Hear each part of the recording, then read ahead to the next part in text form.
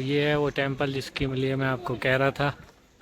अभी चलते हैं अंदर। ये है शिवलिंग। यहाँ पे देखिए इन्होंने पेंटिंग की हुई है पानी के नीचे, और यहाँ पे हनुमान जी और वो रहे शिवलिंग कितने अंदर बने हुए हैं। ये जो है बोलते हैं कि अंदर से खुद ही प्रकट हुए हैं, मतलब एक तरीके से शिवलिंग। तो ये उनमें से एक है।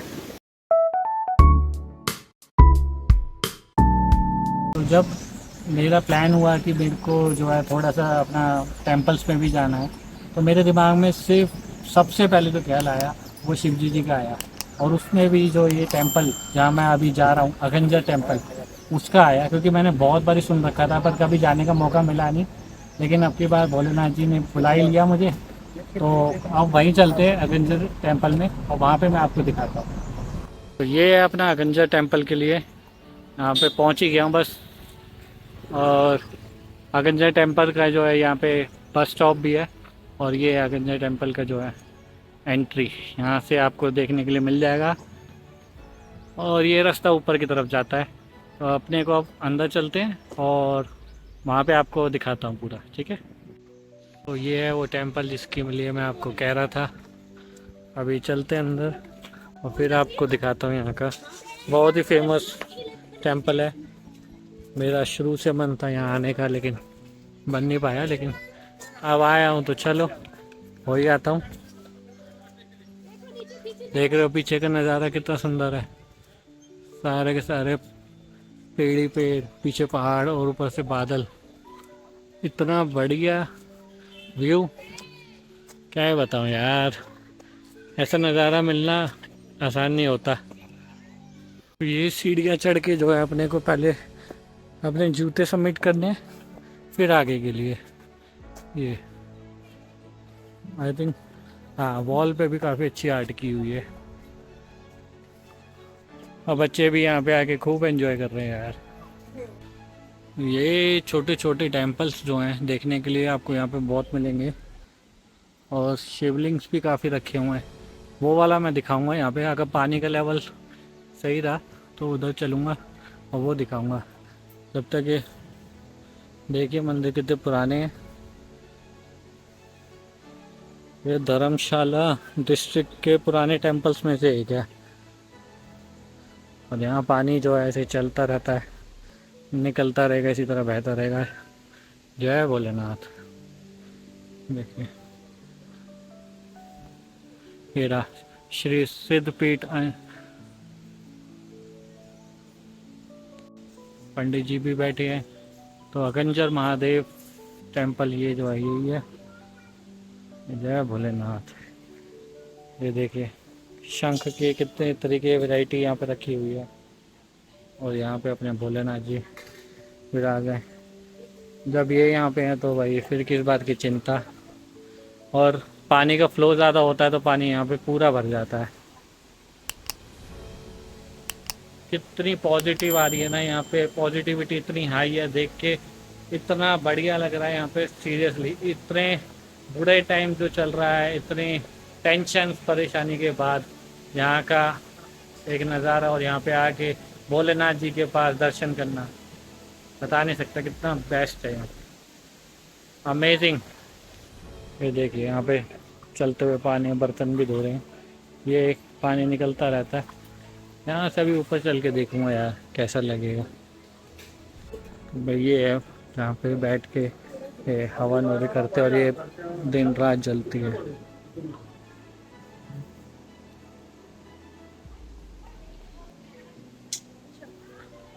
देख रहे हो पूरा थाल भी रखी हुई है। आई थिंक असली है ये। कितना बढ़िया है यार। यहाँ पे आके किसी ऋषि मुनि ने जो है तपस्या की थी, तब से ये जो है सिद्ध पीठ है।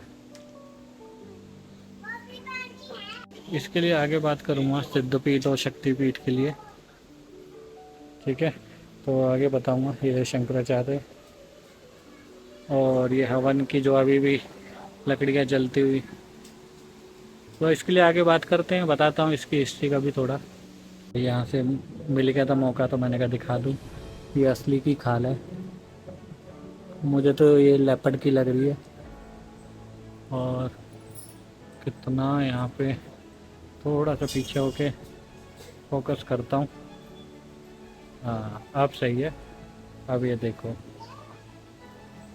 ये एक छोटा सा टेम्पल जो है, काफ़ी शिवलिंग है यहाँ पे, तो ये उन्हीं में से एक है। पूरा मंत्र भी लिखा हुआ देखिए। और ये शिवलिंग, कितने छोटे छोटे शिवलिंग भी है एक पूरे शिवलिंग के साथ, कितना सुंदर है। लोग दान भी बहुत करते हैं, तो सबके नाम भी आपको ऐसे नीचे इन पत्थरों के ऊपर मिलेगा, जिसने दान किया होगा इस मंदिर के लिए। बहुत ही अच्छा, बहुत ही सुंदर। ये कुछ और शिवलिंग है यहाँ पे बहुत सारे, देखिए कितना पुराना शिवलिंग। वहाँ पे भी ऐसे शिवलिंग हैं। और यहाँ पे आते ही एक पॉजिटिविटी जो मिलती है ना, उसके बाद आप कितना भी परेशान हो, यहाँ पे आके इन पॉजिटिविटी जगह में और भोलेनाथ का दर्शन करके आपका जितनी भी टेंशन है सब दूर हो जाएगी। और ये अभी ऐसा वेदर है, वैसे बादल हैं, बारिश आएगी, लेकिन देखते हैं कब तक आती है। ये हनुमान जी की मूर्ति लगाई हुई है यहाँ पे, सबने राम राम जय श्री राम लिखा हुआ है। तो यहाँ पे लिखा हुआ है स्मृति श्री बाबा गंगा भारती जी की, ये वो है टेम्पल। हम भी दर्शन कर ही लेते हैं जब यहाँ तक आए हैं तो। जय भोलेनाथ, हर हर महादेव। तो ये तो मैंने आपको दिखाई दिया था। तो ये शिवलिंग जैसे छोटे छोटे, जैसे अभी अंदर दिखाए मैंने, वैसे ही सेम ये शिवलिंग है। तो ये हवन जो किया था उसकी अभी भी खुशबू मुझे आ रही है, और इतनी अच्छी खुशबू है मतलब बता ही नहीं जा सकती। अभी ये रास्ता जो है नीचे की तरफ जाता है, क्योंकि मेन जो है यहाँ से बोला जाता है, यहाँ पे बैठ के तपस्या की थी। और यहाँ पे जो तपस्या की थी वो महाभारत के टाइम अर्जुन ने की थी। तो जब वो दिव्य शक्ति प्राप्त करने के लिए जा रहे थे, तो उस टाइम पे इन्होंने बैठ के यहाँ पे भोलेनाथ जी की तपस्या की थी, और खुश होकर उन्होंने दर्शन दिए थे। तो ऐसा हिस्ट्री के अंदर है कि इसी जगह पे वो उन्होंने तपस्या की थी। ऐसे छोटे छोटे शिवलिंग जो है वहाँ पे ऐसे देखेंगे इनको मिल रहे हैं। आगे की तरफ चलते हैं, फिर वहाँ पे दिखाता हूँ मैं आपको। जब तक पानी का फ्लो देखिए कितना तेज है, आवाज़ कितनी तेज है पानी की। पूरा का पूरी जगह जो है साफ सुथरी है। शायद आवाज़ में थोड़ी दिक्कत हो, माइक में लाया नहीं हूँ, लेकिन पानी का साउंड जो है ना बहुत ज़्यादा है। वही रिलैक्सिंग साउंड जो होता है पानी का, जोर जोर से आना। तो ये इधर से पानी आ रही है तो चलो फिर भी थोड़ा है। इधर का जो पानी है ना भाई, ये बहुत फ्लो तेज है। स्टेयर्स भी अच्छे से इन्होंने रखी है, साफ सुथरी मेंटेन करके, तो जाने आने में दिक्कत नहीं है इस चीज़ का ना। चलो भाई आ ही गए। तो ये देखिए लोग अपनी इच्छाओं के हिसाब से ऐसे मंदिर बनाते हैं पत्थरों से चुन चुन के, ठीक है। ये जो है यहाँ पे बैठ के बोलते हैं तपस्या की थी। इस जगह को बहुत ही ज़्यादा मतलब एक अलग मतलब दर्शाया हुआ है, डिफाइन किया हुआ है। और इस पर्टिकुलर पूरी जगह को अच्छे से डिफाइन किया हुआ है, जैसे पूरा एक शिवलिंग जी जो है यहाँ पे रखे हुए हैं, फिर एक पत्थर, और उसके ऊपर पर्टिकुलर यहाँ पे जो है तपस्या की थी अर्जुन ने बैठ के। तो ये वो जगह है। तो ये पानी यहाँ बहुत तेज़ है, ज़रा सा भी अगर मैं फिसल गया ना तो सीधा पानी में जा सकता हूँ। भाव देखो कितना तेज़ आ रहा है। पर थोड़ा आगे तो चलते हैं। चप्पलें तो पहनी नहीं है, नंगे पाँव तो थोड़ा पत्थर भी लगता है, तो ठीक है इतना तो चलेगा। देखो लोग नहा भी रहे हैं इसमें। भाई ये देखो यार पानी, ये होता है वाटरफॉल जिसे बोलते हैं ऐसे।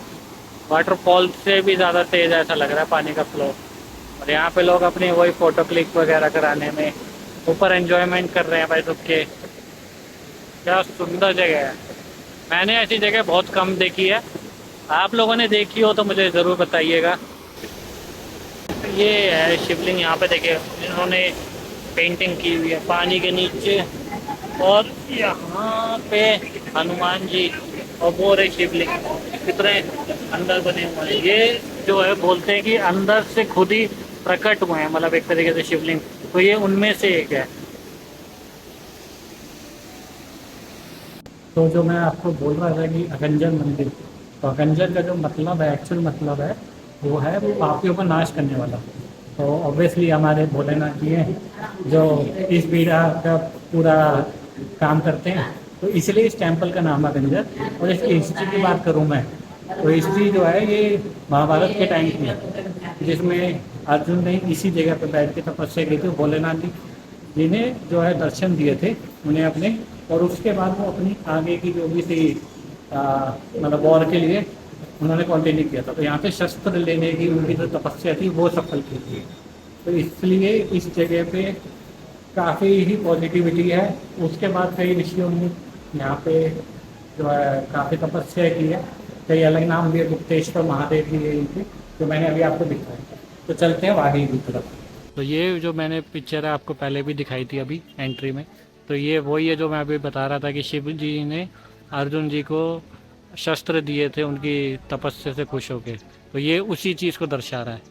अब चलते हैं आगे की तरफ और मिलते हैं अपने एक न्यू टेम्पल में, न्यू डेस्टिनेशन में। तो अब चलते हैं अपने नेक्स्ट टेम्पल पे जो कि है बगलामुखी। तो वहाँ पे ऑल, तो ये है बगलामुखी बनखंडी गांव, कांगड़ा डिस्ट्रिक्ट, हिमाचल। ये सामने मंदिर है, नीचे की तरफ जाना पड़ेगा यहाँ पे। और सारे में यहाँ पे प्रसाद की बहुत सारी स्टॉल्स लगे हुए हैं सारे रास्ते पे। तो यहाँ से जब आओगे दिल्ली से होते हुए, ये दिल्ली से आता है और ऊपर से धर्मशाला से, ये वो रास्ता है। पहले यहाँ पे स्टॉल्स इतने नहीं होते थे, अब तो बहुत स्टॉल्स आ गए हैं। तो प्रसाद के लिए आप चुन्नी चढ़ाते हो, कुछ वो ले सकते हो यहाँ से। तो ये सब कुछ है यहाँ पे। तो यहाँ से एंट्री है मंदिर के लिए। ये साइड में रेस्टोरेंट, और ये पहले जो है अपने जूते चप्पल उतारिए फिर अंदर जाइए यहाँ से। तो यहाँ से नीचे जाना है। तो ये है मेन टेम्पल जो कि बहुत पुराना है। इसकी हिस्ट्री के बारे में भी बात करेंगे अभी। एक बार ही पहले आपको दिखा दूँ, दर्शन कर लूँ, फिर उसके बाद आपको थोड़ा इसकी हिस्ट्री के बारे में बताऊँगा। ये भी महाभारत के टाइम की से मंदिर जो इस्टेब्लिश है, मतलब यहाँ पे भी जो है अपने पांडव जो थे उन्होंने पूजा की थी माँ बगलामुखी की। और इनको पीताम्बरी माता भी कहते हैं क्योंकि इनका सब चीज़ें जितना भी आपको आसपास दिख रहा है सब पीला ही है। माता को कपड़े भी पीले चढ़ाए जाते हैं इसलिए।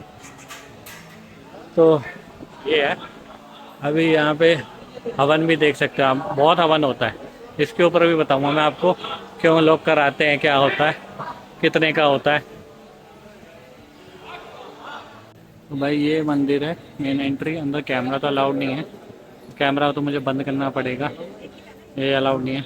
और यहाँ पे माता की जो है पूरा जितना सोने का सामान और सब चीज़ें जो है रखी हुई हैं, उनका बिस्तर, उनके लिए पिलो वगैरह सब कुछ इसके अंदर है। तो ये है यहाँ का। अभी बारिश चालू हो गई है, थोड़ी दिक्कत आएगी जाने आने में मुझे। भाई ये है मंदिर। ये छोटे से शिवलिंग अभी इस्टेब्लिश करें, बारिश भाई बहुत ज़्यादा हो रही है।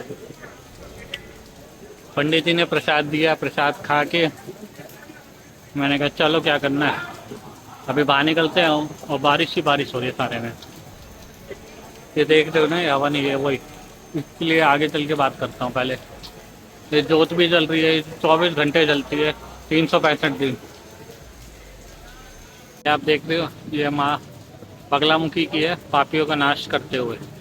तो ये इसलिए बहुत ही ज़्यादा मतलब फेमस कह लो, बहुत ही ज़्यादा लोग पूजा इसलिए करते हैं इन चीज़ों के लिए कि पापियों का नाश हो, कोई पॉजिटिविटी के लिए, कुछ नेगेटिविटी अगर किसी को लगता है तो यहाँ पे आके हवन कराता है। उसके लिए हम आगे बात करते हैं अभी बैठ के कहीं पे, ठीक है। तो आगे निकलता हूँ। ये होटल जो है ये अभी नया बना है, नवामी। ये भी माँ बगलामुखी के नाम से ही है, उनका जो दूसरा नाम से जाना जाता है वो ये उन्हीं नाम पे रखा हुआ है। ये पूरा का पूरा एरिया भरा रहता है, लेकिन बारिश है तो अभी खाली है, इसलिए अब चलते हैं नीचे की तरफ। तो अब यहाँ पे बात कर लेते हैं हिस्ट्री के ऊपर की, क्या हिस्ट्री है बगलामुखी टेम्पल की। तो जैसे मैंने आपको बताया कि ये महाभारत के टाइम का जो है मंदिर है, मतलब माँ बगलामुखी की तब पूजा करते थे।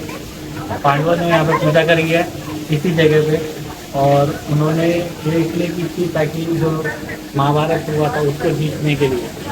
तो ये सारा का सारा इसी वजह से ज़्यादा फेमस हुआ पहले, फिर उसके बाद बहुत अलग अलग लोगों ने यहाँ पे पूजा करी है, इस वजह से बहुत फेमस है। बहुत सेलिब्रिटीज़ भी आते हैं यहाँ पे जो है पूजा के लिए। और किसी को घर में शांति चाहिए, किसी के घर में कोई परेशानी, उसके लिए भी माँ बगलामुखी की पूजा होती है। तो ये सारे रीजन्स हैं यहाँ पे जिस वजह से हवन कराया जाता है। हवन जो स्टार्टिंग है आई थिंक 1100 से स्टार्टिंग है, एक हवन आप करा सकते हो। फिर उसमें जितने भी हवन इंक्लूड कराते हो वो उतना चार्जेबल हो जाता है। 4 हवन कराते हो तो 5000 रुपीज़ समथिंग पड़ता है।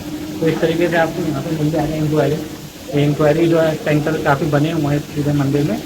तो ये एक अच्छी चीज़ है, यहाँ पे कुछ भी आपको लाना नहीं है, तब आपको सामान यहीं पे मिलेगा। आपको सिर्फ आपके जो चार्जेस है वो पे करने हैं, और आप अपना जो है घर की शांति के लिए हवन करा सकते हो। तो ये है थोड़ी सी इसकी हिस्ट्री, ठीक है।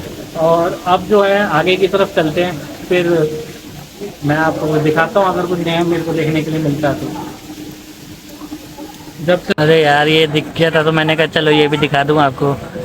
ये कितने पाँव का होगा मेरे को बताना आप लोग, मेरे ख्याल से तो 12 पाँव है इसके। तो मैं आपको सिद्धपीठ और शक्तिपीठ के बारे में भी क्लैरिटी दे दूँ, क्योंकि कुछ लोगों को इस चीज़ में भी कन्फ्यूजन रहती है कि क्या डिफरेंस है। तो शक्तिपीठ जो है माँ सती जो है उनके जब अवशेष गिरे थे, तो जहाँ जहाँ वो अवशेष गिरे हैं तो वो 51 शक्तिपीठ है टोटल। जैसे कि एक कामाख्या टेम्पल, ऐसे और अलग अलग टेम्पल जो है वो है, तो वो शक्तिपीठ है। ये सिद्धपीठ टेम्पल है। सिद्धपीठ इसलिए कि यहाँ पर बहुत ही ज़्यादा बड़े बड़े ज्ञानी मुनि सब ने आके यहाँ पे तपस्या करी है, पूजा करी है माँ बगलामुखी की। तो इस वजह से ये सिद्धपीठ है। ऐसे सिद्धपीठ और भी आपको मिलेंगे, माँ चामुंडा की, जहाँ हम गए थे अभी लोग अगंजा टेम्पल में गए थे, वो भी सिद्धपीठ है। तो इस तरीके से सिद्धपीठ ये होते हैं जहाँ पे सिद्धि के लिए तपस्या की जाती है, भगवान को अपने खुश करने के लिए तपस्या की जाती है, इस वजह से। अभी आगे की बात कर लूँ कि आपको यहाँ पे आना कैसे है। तो आप जो है अगर यहाँ पे आना चाहो तो ट्रेन से आ सकते हो, बस से आ सकते हो, अपनी कार से आ सकते हो। ट्रेन आपको ऊना के लिए मिल जाएगी यहाँ पे। ऊना उतर के आपको बस से आना पड़ेगा। दिल्ली से बसें जो है वो डायरेक्ट आती हैं यहाँ पे, तो आप दिल्ली से ट्रेन से भी आ सकते हो, पंजाब से आ सकते हो ट्रेन से, बस से। तो ये सारी फैसिलिटीज़ आपको यहाँ पे इजली मिल जाएगी। और बाकी लोकल बस तो यहाँ चलती ही रहती है 24 घंटे।